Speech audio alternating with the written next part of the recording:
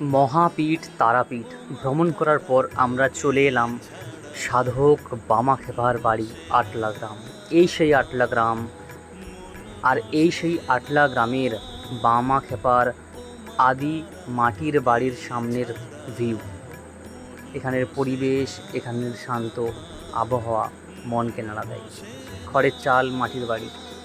দেখো, ভিতরে মোবাইল নিয়ে যাওয়া সম্ভব নয়, বারণ আছে।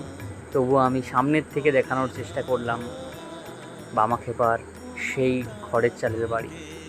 আর এই জায়গা থেকে আমি বামাখ্যাপার বাস্তু ভিটের গর্ভগৃহের মাটি সঞ্চয় করেছিলাম এবং নিয়ে এসেছিলাম।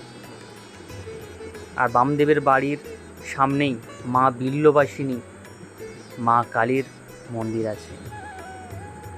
খুবই একটা জাগ্রত জায়গা, একটা পীঠস্থান। পুরো ভিডিও দেখো।